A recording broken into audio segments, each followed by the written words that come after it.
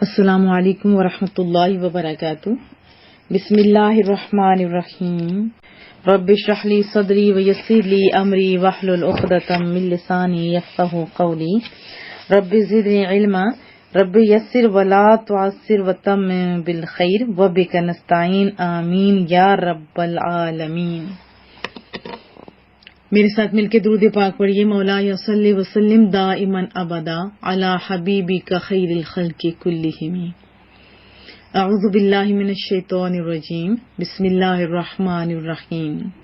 وَإِذَا طَلَّقْتُمُ النِّسَاءَ، اور جب تم عورتوں کو طلاق دو، فَبَلَغْنَ أَجَلَهُنَّ، اور ان کی عدت کی مدت پوری ہو جائے، فَلَا تَعْضُلُوهُنَّ أَن يَنكِحْنَ أَزْوَاجَهُنَّ، تو اے عورتوں کے والیو، انہیں اپنے شوہروں سے نکاح کرنے سے نہ روکو۔ بہت ساری اس کی صورتیں چند ایک بتا دوں۔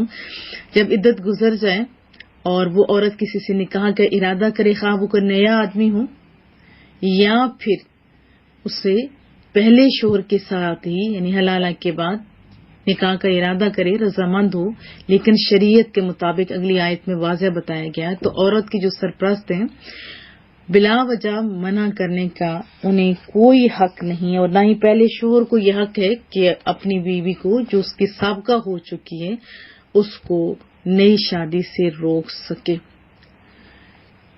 اذا تراضوا بینہم بالمعروف، اس پہ توجہ کہ جبکہ آپس میں شریعت کے موافق رضامند ہو جائیں، ذالک یوعظ بہ من کان منکم یؤمن باللہ والیوم الآخر، یہ نصیحت اسے دی جاتی ہے جو تم میں سے اللہ اور قیامت پر ایمان رکھتا ہو۔ اللہ ہر لمحہ دیکھ رہے ہیں نا، تو شریعت کے مطابق ہی آپ کریں، لوگ دیکھیں یا نہ دیکھیں۔ ذالکم ازکی لکم واطہر، یہ تمہارے لیے زیادہ ستھرا اور پاکیزہ کام ہے۔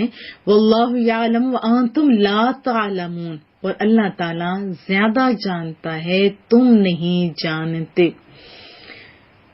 اس میں حکمت رب کریم بہتر جانتا ہے، انسان کی سمجھ سے یہ چیزیں بالا ہوتی ہیں، اور اس طرح عورتیں غلط اقدام بھی نہیں اٹھاتی۔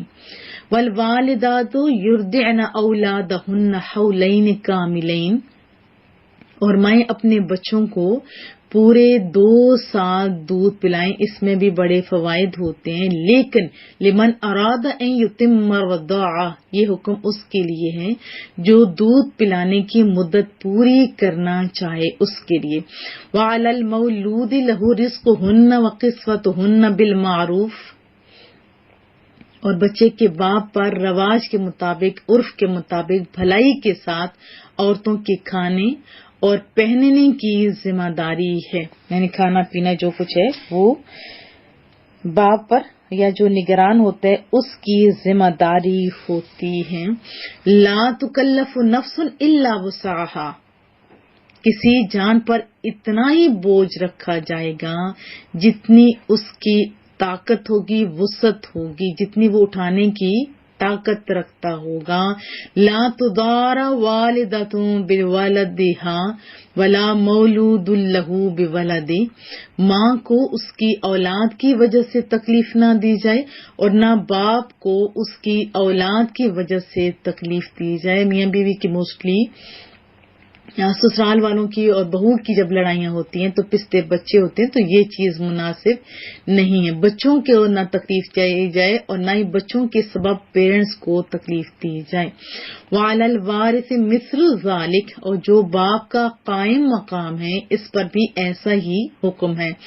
فإن اراد فصالا عن تراض منہما، پھر اگر پیرنٹس دونوں آپس کی رضامندی و تشاور فلا جناح علیہما، اور مشورے سے دودھ چھڑانا چاہیں پیرنٹس، یا آپس میں جو رضامندی یا مشورہ ہے اس کے تحت وہ اگر چھڑانا چاہیں کسی مرض کے تحت یا کچھ بھی، تو ان پر کوئی گناہ نہیں ہے، کوئی حرج نہیں ہے۔ وَإِنْ أَرَدْتُمْ أَن تَسْتَرْضِعُوا أَوْلَادَكُمْ فَلَا جُنَاحَ عَلَيْكُمْ إِذَا سَلَّمْتُمْ مَا آتَيْتُمْ بِالْمَعْرُوفِ، اور اگر تم چاہو کہ دوسری عورتوں سے اپنے بچوں کو دودھ پلواؤ تو بھی تم پر فلا جناح علیکم، تم پر کوئی مذائقہ نہیں، کوئی حرج نہیں. پھر بھی شرط کیا ہے؟ اذا سلمتم، یہاں پہ سلمتم ما آتیتم بالمعروف، یعنی جو معاوضہ تم نے دینا مقرر کیا وہ بھلائی کے ساتھ، معروف جو ہے وہ آپ کو دینا ہوگا. واتقوا اللہ، اور اللہ سے ڈریے. وَاعْلَمُوا أَنَّ اللَّهَ بِمَا تَعْمَلُونَ بَصِيرٌ، اور جان رکھیے کہ اللہ تمہارے کام جو بھی کر رہے ہو سب دیکھ رہا ہے. کوئی دیکھے نہ دیکھے، سونا تو دیکھ رہا ہے. بندہ تو کچھ کر بھی نہیں سکتا، کرنے کی طاقت بھی اللہ ہی کے پاس ہے. والذین یتوفون منکم ویذرون ازواجا یتربصن بانفسہن اربعۃ اشہر وعشرا، اور اس میں عدت کی میعاد بتائی جا رہی ہے. اور تم میں سے جو مر جائیں اور بیویاں چھوڑ جائیں تو بیویاں 4 مہینے اور 10 دن اپنے آپ کو روک کے رکھے، مراد کہ دوسری شادی نہیں کریں. یہ ان کی عدت کا دورانیہ ہے، یا عدت سے باہر نہیں نکلیں. کتنا ہے؟ 4 مہینے اور 10 دن. اور یہ بھی ہے کہ 130 دن پورے کرنے ہوتے ہیں، 130. تو اس کی بھی ڈیٹیل آپ کو صراط الجنان کے اندر اور ضیاء القرآن کے اندر، تبیان القرآن کے اندر مل جائے گی.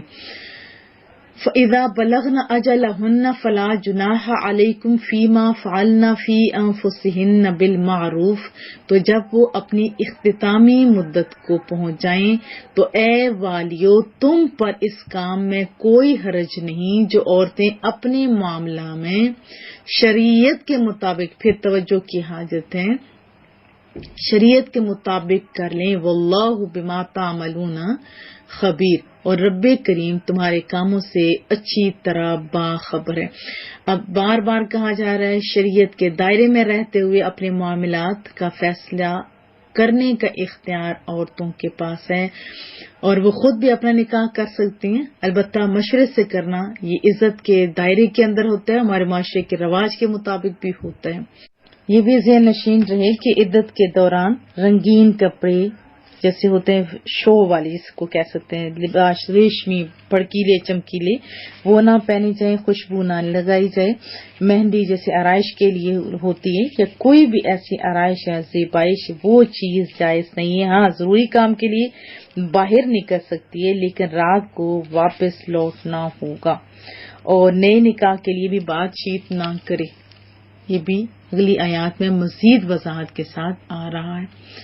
وَلَا جُنَاحَ عَلَيْكُمْ فِي مَا عَرَّضْتُمْ بِهِ مِنْ خِطْبَةِ النِّسَاءِ، اور تم پر اس بات میں کوئی گناہ نہیں جو اشارے کنائے سے تم عورتوں کو نکاح کا پیغام دو. یہ واضح بتا دیا گیا.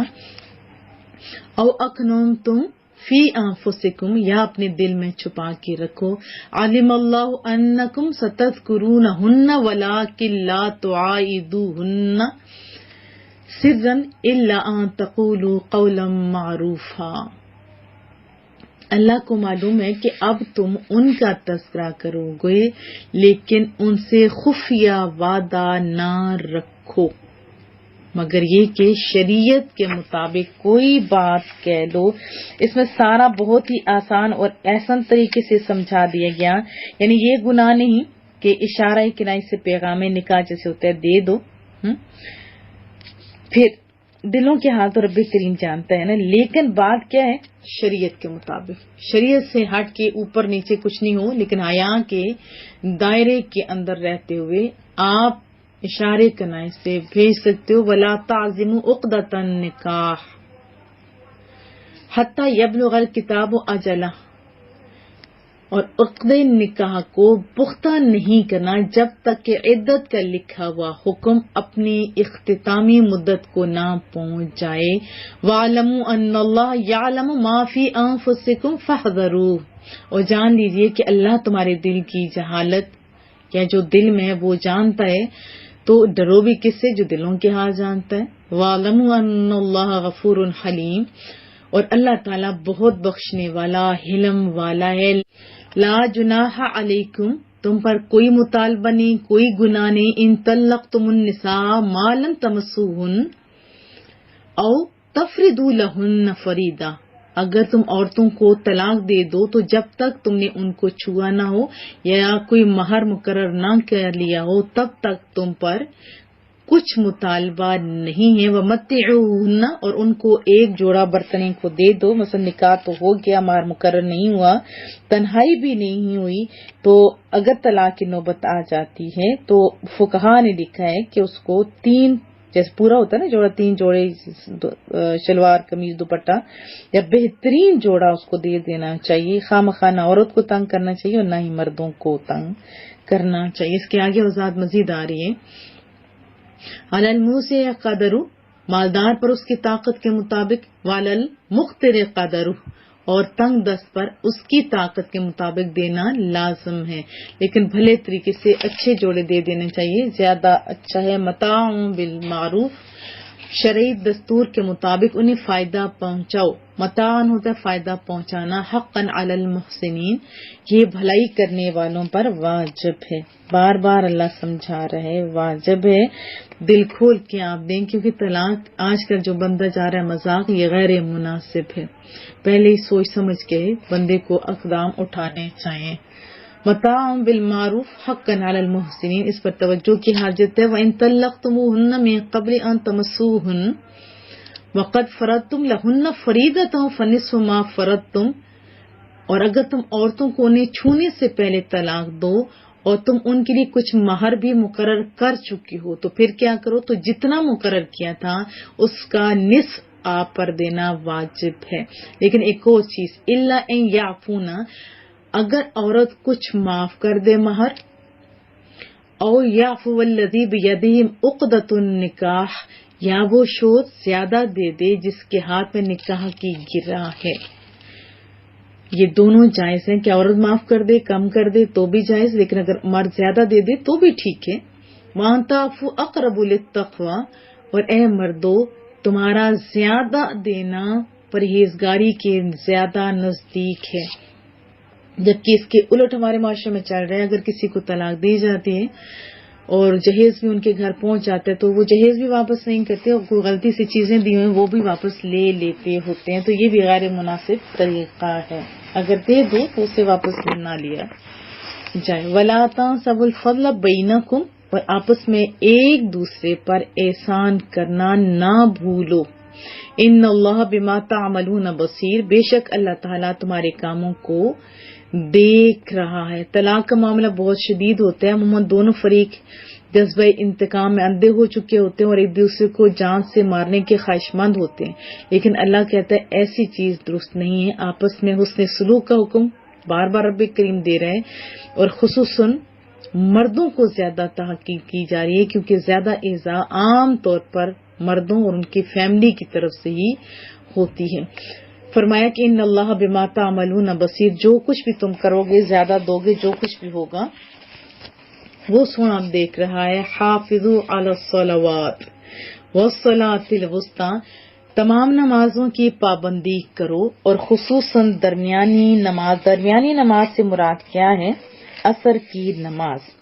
اب نماز کا حکم تقریباً 100 کے قریب تو ہو چکا بار بار، اور رسول اللہ صلی اللہ علیہ وسلم کا فرمان ہے کہ نماز دین کا ستون ہے. اور آج ہماری جو سستی ہے اس معاملے میں وہ بھی کسی سے ڈھکی چھپی نہیں. ایک بات سن لیتے ہیں رسول اللہ صلی اللہ علیہ وسلم کی، ہو سکتے ہیں سوئے ہوئے لوگ تھوڑے جاگ جائیں. محبوب کریم کا فرمان ہے کہ جو نماز پابندی سے ادا کرے گا قیامت کے دن، یہ نماز اس کے لیے نور ہوگی، اس کے ایمان کی واضح دلیل ہوگی اور نجات کا باعث ہوگی. اور جس نے نماز کی پابندی نہ کی تو اس کے پاس نہ نور ہوگا اور نہ اپنے ایمان کی کوئی دلیل ہوگی. اس پہ توجہ کی حاجت ہے. پھر اس دن کیا کرو گے؟ اور نہ بخشش کا کوئی وسیلہ ہوگا. اور حشر کن کے ساتھ ہوگا؟ فرمایا قارون کے ساتھ، فرعون کے ساتھ، حامان اور ابی بن خلف کے ساتھ. وہ کہاں ہوں گے؟ وہ تو جہنم میں جل رہے ہوں گے. تو ابھی آپ کے ہاتھ میں فیصلہ ہے، آپ کدھر جانا چاہتے ہیں. یہ حدیث طیبہ سننے کے بعد ہماری آنکھیں کھل جانی چاہیے. تو کیا میں توقع رکھوں؟ انشاءاللہ بولیے. اور عصر کی نماز ایک حضرت علی المرتضیٰ اور ابن مسعود عائشہ وغیرہ سے یہ منقول ہے، وہ آپ سن لیجیے۔ غزوہ خندق کے موقع پر عصر کی نماز چلی جاتی ہے۔ رسول اللہ نے یہ فرمایا کہ اللہ تعالیٰ ان کفار کی قبروں کو آگ سے بھر دے، انہوں نے ہمیں درمیانی نماز پڑھنے سے مصروف رکھا، یعنی ٹائم نہیں ملا، اور وہ آپس میں جہاد ہو رہا تھا۔ اب دیکھیں، یہ تو تھا، مجبوری تھی۔ اب آپ اور میں بھی سوچیں، کوئی بندہ آ جائے، نماز چھوڑ دی جاتی ہے، سر میں درد ہے، نماز چھوڑ دی جاتی ہے، بزنس میں جا رہے ہیں، شام کو ڈیوٹی ہے، چھوڑ دی جاتی ہے، آنٹی روٹی کا ٹائم ہے، چھوڑ دی جاتی ہے، تو یہ لمحہ فکریہ ہے۔ ٹھیک ہے، ویسے تو حکم یہ ہے نا کہ نماز کی اہمیت تھوڑی سی بتا دوں کہ یہ معاف نہیں ہے، دشمن بھی حملہ آور ہو تو جیسے آسانی ہو، مثلا چلتے پھرتے سواریوں پر جدھر رخ ہو، کیونکہ سارے رخ ہر طرف تو رب کریم موجود ہے، اور اسی نے آسانیاں دی ہیں، نماز پڑھنی چاہیے ہوتی ہے۔ لیکن یہاں پہ اہمیت بتائی گئی، اور یہ کیوں یہ سارے واقعات ہوئے، یہ ہمارے لیے ہوئے، یہ ہمیں سمجھانے کے لیے ہوئے۔ اللہ پاک سمجھ عطا فرما دے۔ وقوموا للہ قانتین، اور اللہ کے حضور ادب سے کھڑے ہوا کرو، پتہ چلے کہ آپ اللہ کے سامنے کھڑے ہو۔ ٹھیک ہے، یہ نہ ہو کہ نماز کے اندر ہی ہر طرف جو خارش ہو رہی ہوتی ہے، ادھر ہاتھ مار ادھر ہاتھ مار۔ تو ایک دفعہ رسول اللہ صلی اللہ علیہ وسلم نے داڑھی سے کھیلتے ہوئے دیکھ لیا، یعنی ہاتھ مارتے ہوئے، خارش ہوگی، یہ کیا ہوگا؟ تو محبوب کریم نے اس کو پسند نہیں فرمایا، الفاظ سخت ہیں، زبان سے نکالتے ہوئے ابھی خوف آنے لگا ہے۔ فَإِنْ خِفْتُمْ فَرِجَالًا أَوْ رُكْبَانًا، پھر اگر تم خوف کی حالت میں ہو تو پیدل ہو یا سوار، جیسے ممکن ہو نماز پڑھ لو۔ نماز کی اہمیت کا یہاں اندازہ لگائیے کہ چاہے حالت جنگ بھی کیوں نہ ہو، جس طرح بھی ہو، نماز اس ٹائم بھی آپ نے نہیں چھوڑنی۔ اور آپ خود دیکھیں، پیسے لگا کے جاتے ہیں ہم لوگ، کہاں جاتے ہیں نا عمرہ اور حج کے لیے، اتنا اہم رکن، پیسے لگائے، لوگ اکٹھے ہوئے ہیں، لیکن طواف رک جاتا ہے اس ٹائم جب نماز کا ٹائم ہوتا ہے۔ تو کیا میں اور آپ موبائل نہیں بند کر سکتے؟ لوگوں کو تھوڑا ادھر ادھر کر کے، یا ان کو بھی کہیں چلیں ہم بھی نماز پڑھتے ہیں، آپ بھی نماز پڑھیے۔ انشاءاللہ تعالیٰ بولی کہ آئندہ ہم وہی کریں گے جو اللہ اور اس کے رسول کا حکم ہے، نماز چھوڑیں گے اور نہ ہی کسی کو چھوڑنے دیں گے۔ تو کیا میں توقع رکھوں؟ انشاءاللہ بولتے جائیے۔ فَإِذَا أَمِنْتُمْ فَاذْكُرُوا اللَّهَ كَمَا عَلَّمَكُمْ مَا لَمْ تَكُونُوا تَعْلَمُونَ، پھر جب حالت اطمینان میں ہو جائے تو اللہ کو یاد کرو، یعنی جب اطمینان کی حالت میں ہو جو تو اللہ کو، یعنی آسان طریقے سے نماز پڑھو، اس کے بعد ذکر اذکار کرو، یہ مراد ہے۔ تو اللہ کو یاد کرو جیسا اس نے تمہیں سکھایا ہے، جو تم پہلے نہیں جانتے تھے۔ والذین یتوفون منکم ویذرون ازواجا، اور جو تمہیں فوت ہو جائے یا مر جائے اور بیویاں چھوڑ جائے، وصیۃ لازواجہم متاعا الی الحول غیر اخراج، وہ اپنی عورتوں کے لیے انہیں گھروں سے نکالے بغیر سال بھر تک خرچہ دینے کی وصیت کر جائیں۔ اور زیادہ تر دیکھا گیا ہے کہ جب آخری ٹائم آتا ہے تو بیویوں کو علیحدہ کروا دیا جاتا ہے، یہ غیر مناسب ہے۔ اللہ دیکھیں ایک ایک چیز کا خیال رکھ رہے، اور عورتوں کو تو اللہ سے اور زیادہ پیار کرنا چاہیے، ہے نا۔ فَإِنْ خَرَجْنَا فَلَا جُنَاحَ عَلَيْكُمْ، پھر اگر وہ خود نکل جائیں تو تم پر اس معاملے میں کوئی حرج نہیں، یہ بھی سمجھا دیا گیا۔ فِيمَا فَعَلْنَ فِي أَنفُسِهِنَّ مِن مَّعْرُوفٍ، جو وہ اپنے بارے میں شریعت کے مطابق کریں، جو شریعت کے دائرے کے اندر کے رہتے ہوئے ان کو اختیار ہے جو کریں۔ واللہ عزیز حکیم، اور اللہ تعالیٰ زبردست ہے، حکمتوں والا ہے۔ وَلِلْمُطَلَّقَاتِ مَتَاعٌ بِالْمَعْرُوفِ، اور طلاق والی عورتوں کے لیے بھی شرعی دستور کے مطابق کیا ہے؟ خرچہ ہے، متاع ہے، نانو نفقہ ہے۔ حقاً علی المتقین، یہ پرہیزگاروں پر جو اللہ سے ڈرتے ہیں، جس نے رزق دیا ہے نا اس سے ڈرتے ہیں، یہ ان پر واجب ہے۔ طلاق کی عدت میں شوہر پر عورت کا نانو نفقہ دینا لازم ہے۔ اس کی بھی ڈیٹیل آپ کو جیسے بہاری شریعت ہے اور بہت ساری اچھی اچھی جو بکس ہیں ان کے اندر آپ کو مل جائے گی کذالک یبین اللہ لکم آیاتہ لعلکم تعقلون، اللہ اسی طرح تمہارے لیے اپنی آیتیں کھول کر بیان کرتا ہے تاکہ تم سمجھو۔ اتنے آسان الفاظ میں سمجھا دیا گیا کہ اس طرح آپ لوگوں نے کرنا ہے، لیکن شریعت کے دائرے کے اندر۔ الم تر الی الذین خرجوا من دیارہم وہم الوف حذر الموت، اے حبیب محترم کیا تم نے ان لوگوں کو نہ دیکھا تھا جو موت کے ڈر سے ہزاروں کی تعداد میں اپنے گھروں سے نکلے تھے۔ یہاں پہ لفظ الوف، اس کا معنی ہوتا ہے ہزاروں، الفن کی جمع الوف، اور الوفن الفن یا الفن کی بھی یہ جمع ہے۔ تو اگر اس صورت میں معنی دیکھا جائے تو وہ معنی ہوگا کہ وہ ایسی حالت میں اپنے گھروں سے نکلیں کہ وہ ایک دوسرے کے ساتھ پیار اور محبت کی زندگی بسر کر رہے تھے۔ دونوں معنی لیے جا سکتے ہیں کہ اگر وبا ہو تو وہاں کے لوگوں کو بھاگنا نہیں چاہیے، اگر تندرست بھاگ نکلے تو بیماروں کی تیمارداری کون کرے گا۔ اور یہ بھی یاد رکھیں کہ امراض جتنی بھی ہوتی ہیں نا، یہ جس بندے کو لگنی ہے وہ سو لگنی ہے۔ جیسے گھر میں اگر لگ جائے فلو تو بہت ساروں کو لگا ہوتا ہے، بہت سارے بچے بھی ہوتے ہیں، ٹھیک ہے۔ بچانے والی ذات رب کریم کی ہے۔ فقال لهم اللہ موتوا، کس وجہ سے وہ نکلے تھے؟ موت کے خوف سے۔ تو اللہ نے ان سے فرمایا مر جاؤ، ثم احیاہم، پھر انہیں زندہ فرمایا۔ ان اللہ لذو فضل علی الناس، بے شک اللہ تعالیٰ لوگوں پر فضل فرمانے والا ہے۔ ولیکن اکثر الناس لا یشکرون، مگر اکثر لوگ شکر ادا نہیں کرتے۔ بار بار کہا گیا شکر شکر شکر، کیا پر شکر ادا کرتے ہیں؟ وقاتلوا فی سبیل اللہ واعلموا ان اللہ سمیع علیم، اور جہاد کا حکم دیا جا رہا ہے کہ اللہ کی راہ میں لڑو اور جان لو کہ اللہ سننے والا اور جاننے والا ہے۔ اس میں ایک واقعہ کی طرف اشارہ ہے۔ امالکہ کی اظہار ثانیہ اور زیادتیاں بڑھتی جا رہی تھی۔ بنی اسرائیل کیا چاہتے تھے کہ اپنا کھویا ہوا اقتدار واپس لیے رہا جائے اور امالکہ کو سبق سکھایا جائے۔ بار بار حضرت سمویل سے درخواست کی کہ وہ اللہ سے ایک سردار کا سوال کریں، لیکن ان کو پتا تھا، ان کی عادات سے آشنا تھے کہ یہ لوگ دعوے تو لمبے چوڑے کرتے ہیں، لیکن جب عمل کی باری آتی ہے تو سارا کا سارا جھاگ کی طرح بیٹھ جاتے ہیں، جوش سرد ہو جاتا ہے۔ آپ نے فرمایا ایسا نہ ہو کہ اللہ تعالیٰ تم پر جہاد فرض کریں، تم لوگ جہاد سے منہ موڑ جاؤ۔ کہنے لگے حضرت جی ایسا تو نہیں ہو سکتا، ہم جہاد نہ کریں، یہ نہیں ہو سکتا ہے، کیونکہ ہم تو گھروں سے نکالے گئے ہیں، بچوں سے جدا کیے گئے ہیں، بس ہم اذن ربانی کے منتظر ہیں۔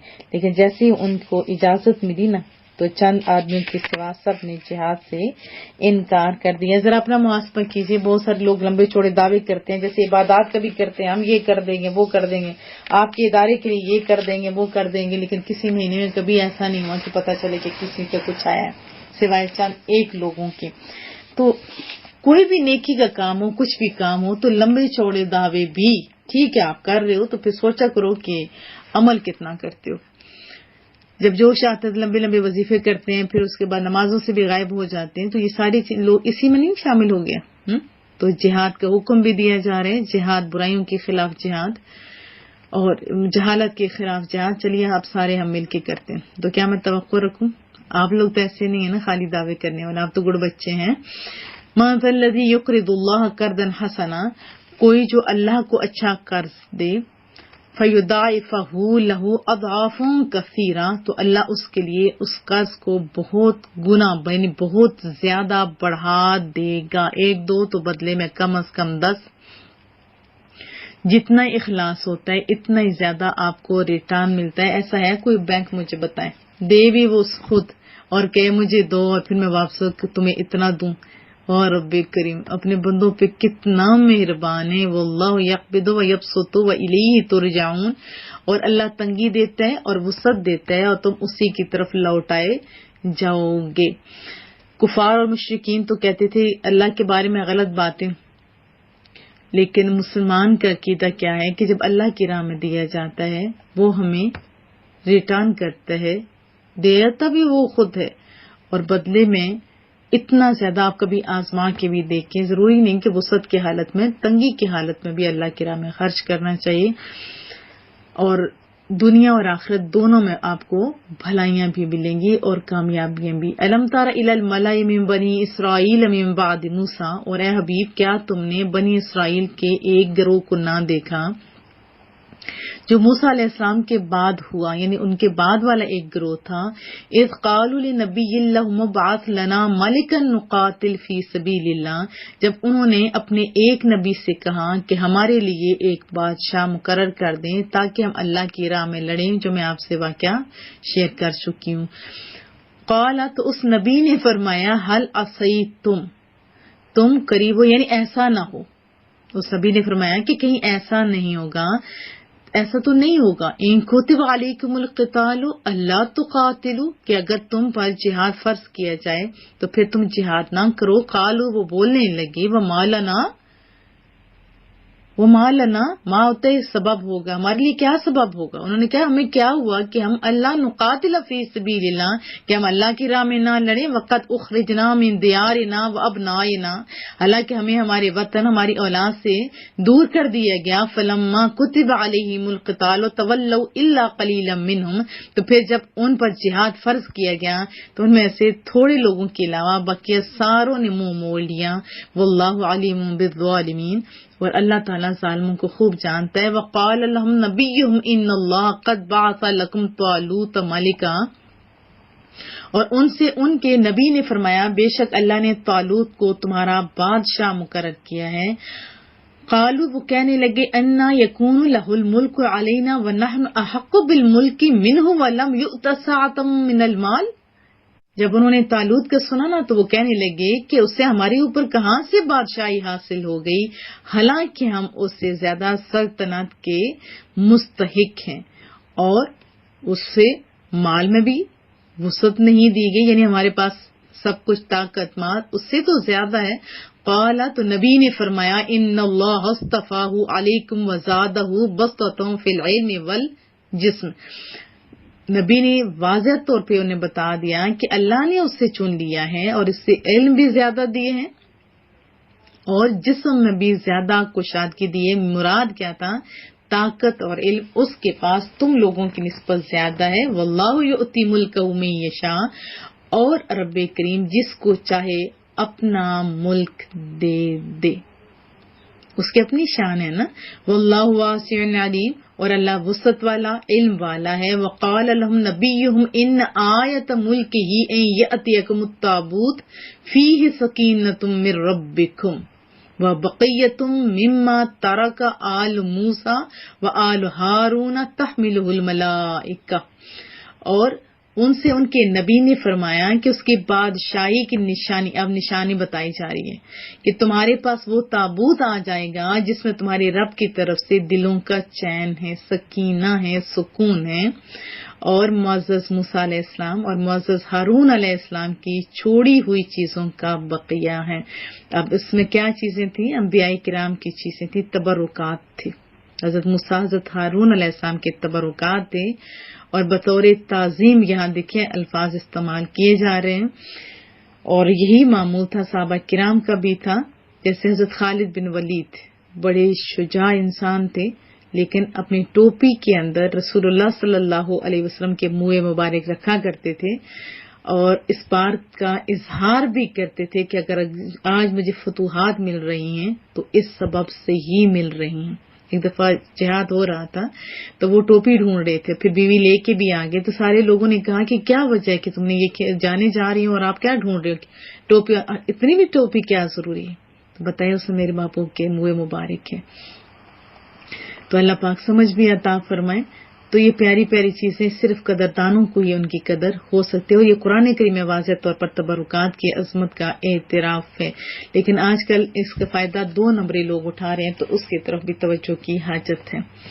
ان فی ذالک لآیۃ لکم ان کنتم مؤمنین، بے شک اس میں تمہارے لیے بڑی نشانی ہے اگر تم ایمان والے ہو. فلما فصل طالوت بالجنود، پھر جب طالوت لشکروں کو لے کر شہر سے جدا ہوئے، قال ان اللہ مبتلیکم بنہر، تو اس نے کہا کہ بے شک اللہ تمہیں ایک نہر کے ذریعے آزمانے والا ہے. اس میں ایک حکمت ہے کہ جہاد سے پہلے آزمائش کر لینا بہتر ہے عین وقت پر کوئی بزدلی دکھائے تو اس کا نتیجہ تو آپ کو پتہ ہے غلط ہو جاتا ہے.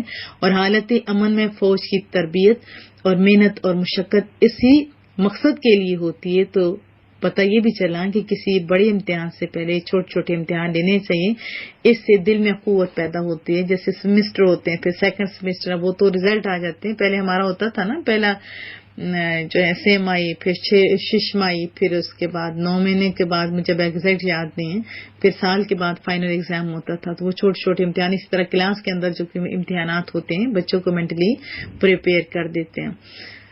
پھر فرمایا فما شارب منہ فلیس منی، تو جو اس نہر سے پانی پیے گا وہ میرا نہیں ہے. ومن لم یطعم فانہ منی الا من اغترف غرفۃ بیدی، اور جو نہیں پیے گا وہ میرے ہوگا، وہ میرا ہے سوائے اس کے جو ایک چلو اپنے ہاتھ سے بھر لے. ایک چلو کا حکم ہے. فشاربوا منہ، تو پھر تو ان میں سے تھوڑا پی لے، یعنی چلو تھوڑا سا بھر کے وہ تھوڑا سا کر سکتے. الا قلیلا منہم،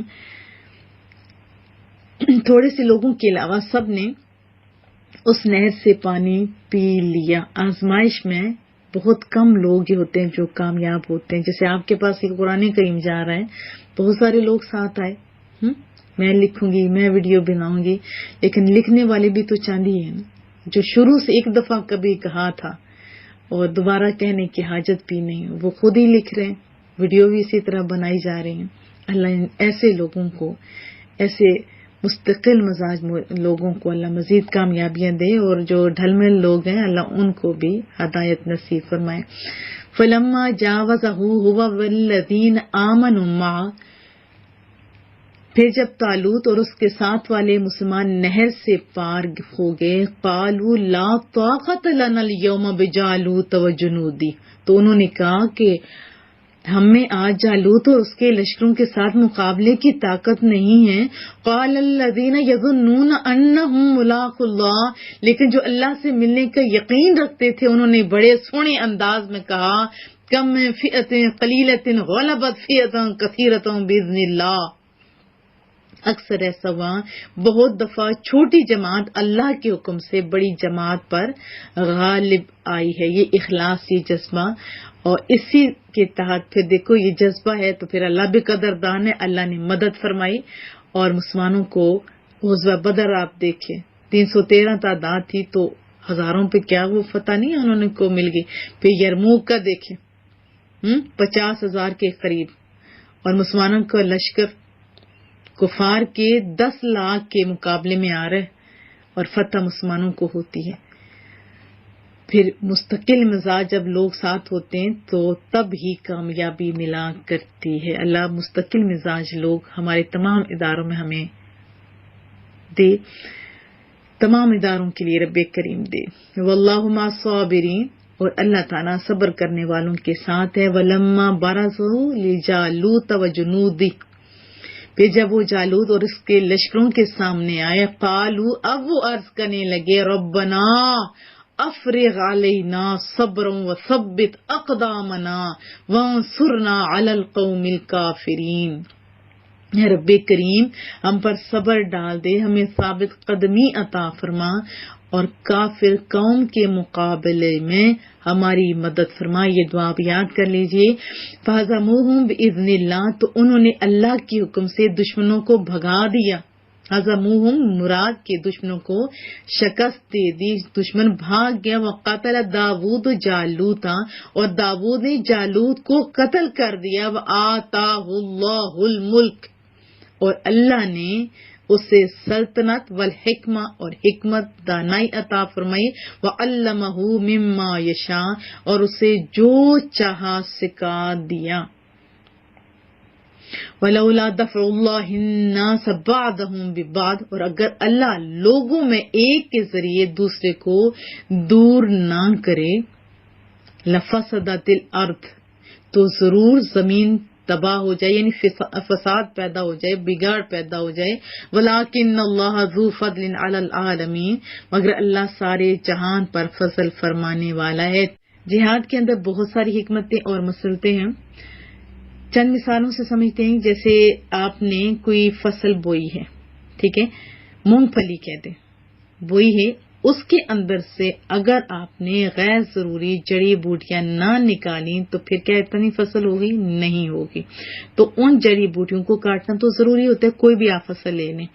پھر باڈی کے اوپر اگر کوئی دانہ نکل آتا ہے وہ بڑھتا جاتا ہے، اگر اس کا مواد نہ نکالا جائے تو وہ تو پھر پوری باڈی کو کور کر لے گا، تو پھر بھی تباہی ہے نا. ایسی بات. اسی طرح ایک اور مثال سمجھتے ہیں کہ چور ڈاکو اگر پکڑ لیے جائیں، ان کو سزا دی جائے، تب تو معاشرے میں امن، اگر نہیں پکڑیں گے تو امن تباہ ہو جائے گا. تو جہاد کے ذریعے جیسے مغرور ہیں، سرکش لوگ ہوں، ان کو اگر نہ دبایا جائے گا تو پھر اچھے لوگ بھی تو جی نہ سکیں گے نا. ٹھیک ہے. تو اللہ تعالیٰ فرماتا ہے تل کا آیات اللہ، یہ اللہ کی آیتیں ہیں محبوبہ، نتلوہا علیک بالحق، جو ہم آپ کے سامنے حق کے ساتھ پڑھتے ہیں، یعنی ہم آپ کے سامنے سچائی کے ساتھ پڑھ کر سناتے ہیں، یعنی ٹھیک ٹھیک سناتے ہیں. اور پھر فرمایا محبوبہ وَإِنَّكَ لَمِنَ الْمُرْسَلِينَ، بے شک آپ رسولوں میں سے ہیں، یعنی آپ رسول ہیں. کتنی سونا رب کریم فرما رہے. کریم رب سے دعا ہے مولا کریمہ ہمیں محبوب کریم کی قدر کرنے کی توفیق عطا فرما.